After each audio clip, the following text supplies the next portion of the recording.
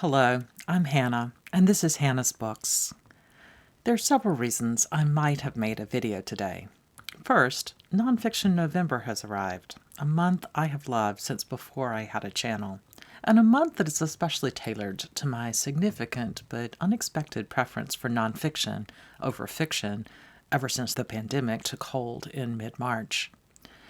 Another reason I might have made a video today was because I am celebrating the fact that on Friday I reached 1,000 subscribers, a milestone that had me texting screenshots to my husband and son in the middle of their workday. Since they're both spending their days at home, my texts were probably a better choice than the celebratory woo I was thinking I might make while dancing through the house. Alas, those are not the reasons I'm here this morning.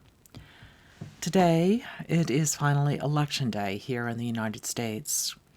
Here in this house, we're not going out to cast our ballots the way we usually do on Election Day. Instead, 2 of us requested ballots by mail and delivered them to a local drop box, and our son voted during the early voting period. He was thrilled that when he walked up, there was no line.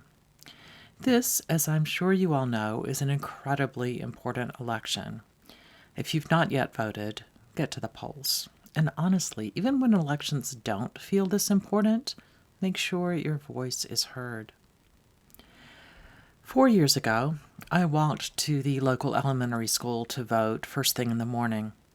I bought a cup of coffee from the parent-teacher volunteer organization set up right outside the polling station, then walked home and cast on a new knitting project with just the yarn I had on hand. The knitting helped keep me from going insane until the polls closed that evening and returns started coming in. David and I spent the evening together with some of our closest friends in our community, 12+ folks we've known since we were raising babies together, folks who've seen each other through illnesses and deaths and other sadnesses, who've celebrated assorted growing up milestones with the children of our family, including all of them graduating from high school and moving on to college and other experiences as they've matured.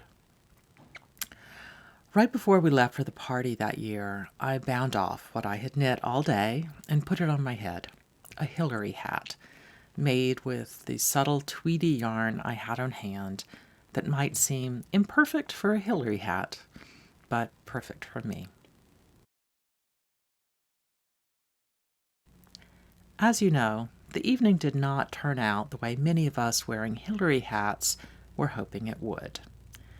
I'm such a pessimist that I always assume that the candidate I do not support is the candidate who will win, meaning that I have often been correct at exactly the moments when my more optimistic friends are shocked by results.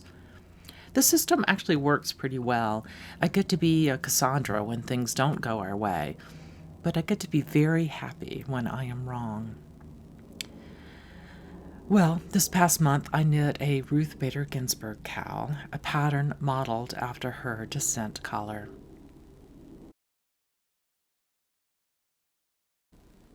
I'll be wearing it tonight. Sadly, because of the pandemic, we won't be together in the same room with our group of friends watching as the returns start to drizzle in. Tonight will probably be very long, probably several days at the very least. I'm planning to spend the day with knitting in my hands again.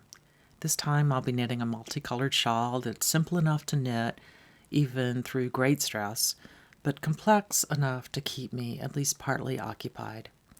I have a collection of books on tape and a few podcasts that might accompany the knitting, or perhaps I'll catch up on backlist booktube videos from my favorite booktubers, videos where I know they will not be talking about their election anxiety.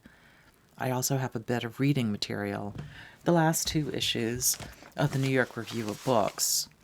Both of these issues began with a series of short pieces about the election by a variety of thinkers, from Vivian Gornick to Henry Louis Gates, from David Blight to Michael Gora, from Anna Deavere Smith to Deborah Eisenberg.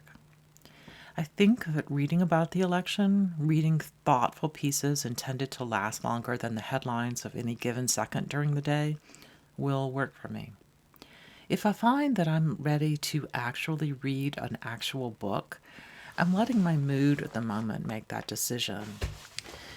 If I want a book tangentially related to the election, I might pick up Freethinker, Sex, Suffrage, and the Extraordinary Life of Helen Hamilton Gardner by Kimberly A. Hamlin. If I want something about other people trying to adjust to a world in chaos, perhaps I'll pick up The World Broke in Two, Virginia Woolf, T.S. Eliot, D.H. Lawrence, E.M. Forster, and the Year That Changed Literature by Bill Goldstein. Or perhaps I'll just read the last few hundred pages of George Eliot's Middlemarch again to give me more compassion and hope. We'll see. Well, that's all I have to say for now. I know a whole lot of you out there are holding your breath too, either about the U.S. election or about one of the other intense things happening in the world. Take care of yourselves. Thanks for being here on BookTube. Whether you make your own videos or just leave beautiful comments here and elsewhere, you've brought me such joy. See you soon.